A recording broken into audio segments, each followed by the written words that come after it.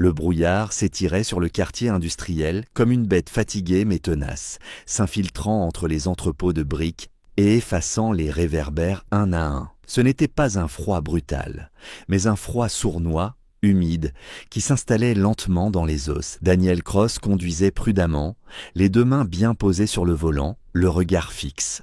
À 36 ans, il avait appris à se composer un visage calme, presque impeccable, comme une armure polie par les années. Pourtant, quelque chose trahissait la fatigue. Ses épaules, légèrement voûtées, cette tension constante qu'aucun costume soigné ne parvenait à dissimuler depuis qu'il élevait seul son fils. À l'arrière, Noah, 7 ans, serrait contre lui un ours bleu usé, luttant contre le sommeil. Daniel jeta un coup d'œil dans le rétroviseur et augmenta légèrement le chauffage. Ces gestes simples étaient devenus sa façon d'aimer. Silencieuse, discrète, mais obstinée. Le feu rouge apparut comme une tache diffuse dans la brume, juste devant une vieille supérette fermée dont l'enseigne clignotante projetait des ombres étranges sur l'asphalte mouillé. Puis le bruit retentit. Un tapotement sec, pressant, contre la vitre passager. Daniel se raidit aussitôt. À travers la buée, il distingua une petite silhouette. Il baissa la vitre à moitié. L'air glacé s'engouffra, révélant une fillette tremblante dans une robe jaune trop fine pour cette nuit de janvier. Ses boucles sombres collaient à son visage et ses yeux, immenses, étaient remplis de panique. « S'il vous plaît » souffla-t-elle, la voix brisée. « Ma maman, elle ne se lève plus. » Daniel n'hésita pas. Il sortit de la voiture, s'agenouilla à sa hauteur. « Où est-elle ? Montre-moi. » La petite main s'agrippa à la sienne avec une force désespérée et l'entraîna vers une ruelle étroite, entre deux entrepôts abandonnés. Il jeta un dernier regard vers Noah, qui observait la scène, inquiet, derrière la vitre. Daniel leva la main pour le rassurer, puis s'enfonça dans la brume. Au bout du passage, une silhouette gisait contre le mur. Une femme inconsciente, trempée, fragile. En s'approchant, le cœur de Daniel se serra. Il la reconnut.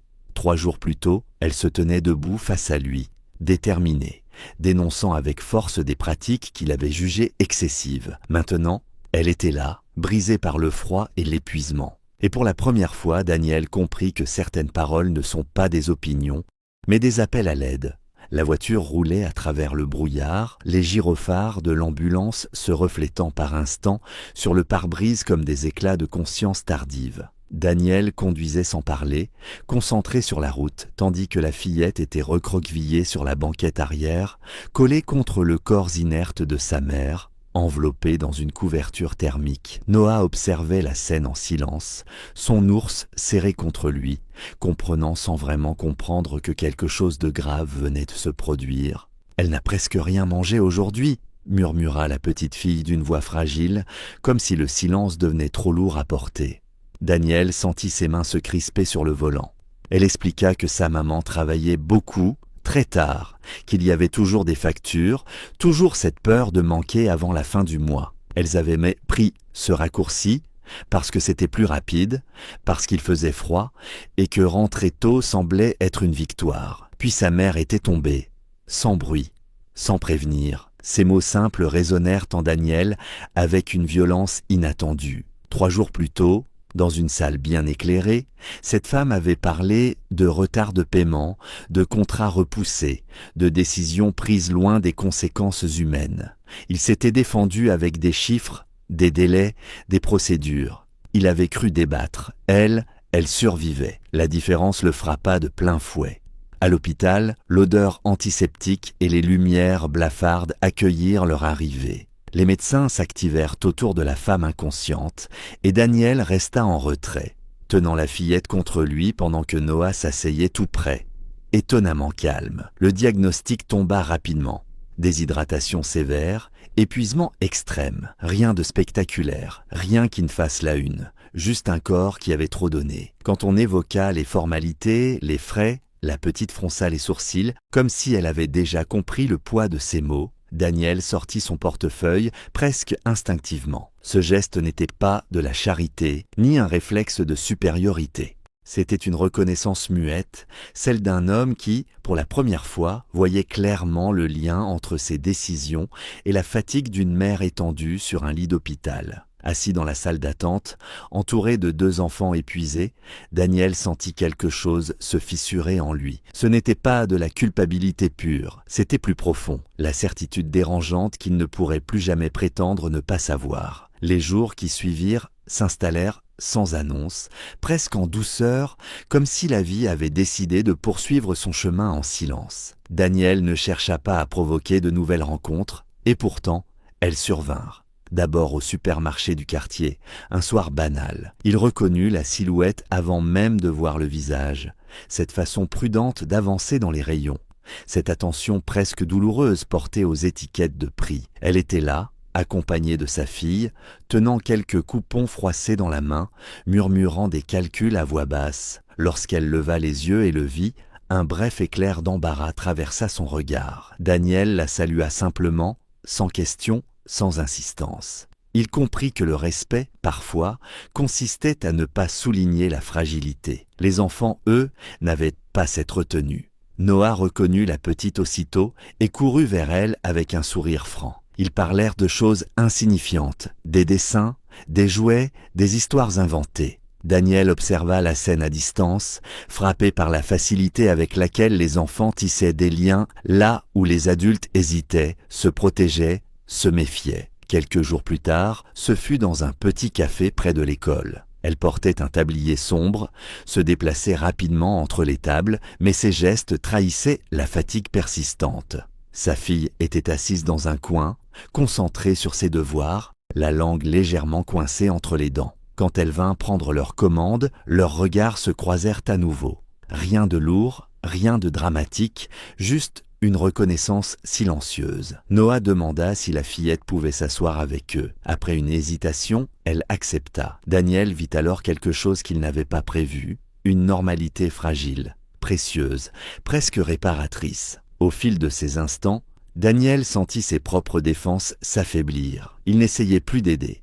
Il était simplement présent, et cette présence, sans promesse ni solution, semblait déjà avoir un poids immense. Pourtant, sous cette tranquillité naissante, une tension demeurait, comme si cette proximité, aussi naturelle fût-elle, ne pouvait exister sans attirer l'attention, comme si le monde, tôt ou tard, exigerait un choix.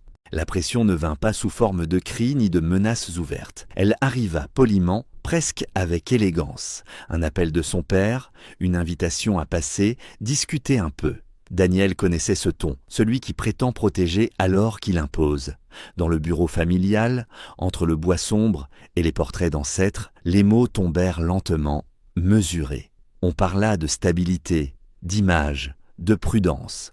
On parla de son fils, de ce qu'il avait déjà perdu, de ce qu'il ne devait pas risquer encore. Et puis, presque en passant, on évoqua cette femme. Courageuse, oui, méritante sans doute, mais compliquée, lourde de besoins, de fragilité, pas faite pour leur monde. Daniel repartit avec un goût amer dans la bouche. Il savait que ces phrases, prononcées calmement, portaient un poids bien plus lourd que la colère. Elles cherchaient à s'installer dans l'esprit, à faire douter, à présenter le retrait comme un acte responsable. Il tenta d'ignorer ce malaise, de continuer comme avant. Mais le mal était fait. De son côté, elle sentit le changement avant même de pouvoir le nommer. Un homme élégant se présenta un soir au café, demanda à lui parler à l'écart. Il fut courtois, presque chaleureux. Il parla du bien de tout le monde, de l'avenir de l'enfant, de la nécessité de ne pas créer de dépendances inutiles. Elle comprit le message derrière les sourires, s'éloigner pour leur laisser une vie plus simple, plus propre. Cette nuit-là,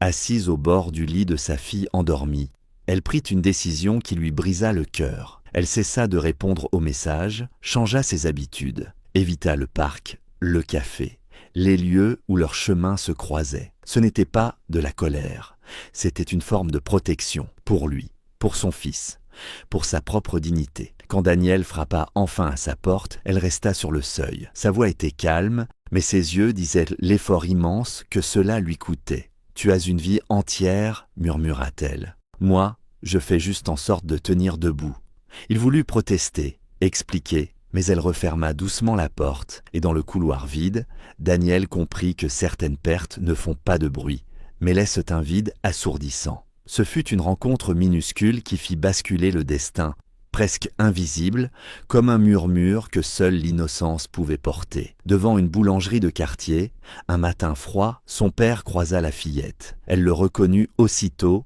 sans peur ni rancœur. Elle parla simplement. Du chauffage qu'on éteignait parfois trop tôt, des 2 emplois de sa maman, de cet homme gentil qui avait aidé une fois, puis qui n'était plus venu. Maman dit qu'il ne faut pas déranger les gens importants, ajouta-t-elle avec un sérieux désarmant. Ces mots frappèrent plus fort que n'importe quel reproche. Ce soir-là, son père appela Daniel, sa voix n'avait plus la même assurance. « J'ai eu tort, dit-il. Ne laisse pas la peur décider à ta place. » Daniel n'attendit pas le lendemain. Il retrouva le parc noyé d'une brume familière, la même que celle de leur première rencontre. Elle était là, assise seule sur un banc, regardant sa fille jouer. Il s'assit à côté d'elle sans demander. Il ne parla pas d'obstacle ni de sacrifice. Il parla de choix, du sien. « Je ne veux plus disparaître quand ça devient compliqué, » dit-il doucement. « Ni pour toi, ni pour nos enfants. » Elle baissa les yeux, luttant contre les larmes. Toute sa vie, elle avait appris à partir avant d'être rejetée. Cette fois, elle hésita. Les enfants arrivèrent en courant, sentant que quelque chose d'important se jouait. Daniel s'agenouilla devant la fillette et parla avec une sincérité absolue. Pas de promesses irréalistes, juste une présence. « Est-ce que ça irait si je restais, pour de vrai ?» Elle répondit en l'enlaçant comme si la question n'avait jamais eu d'autre réponse. Les mois passèrent. Pas de miracle, mais des gestes concrets. Daniel transforma ses prises de conscience en actions, lançant un programme réel, pensé pour les parents seuls, pour les urgences invisibles. Elle témoigna, non pas comme une victime, mais comme une femme debout. Le jour de l'inauguration, leurs enfants jouaient à leurs pieds, complices et inséparables. Ce soir-là, en rentrant ensemble, Daniel comprit enfin que la vraie richesse ne consistait pas à pouvoir partir sans conséquence, mais à choisir de rester quand tout invite à fuir. Certaines guérisons naissent simplement de cette décision. Chaque « j'aime » est un signe d'empathie, chaque commentaire une voix. Abonnez-vous pour faire vivre ces messages.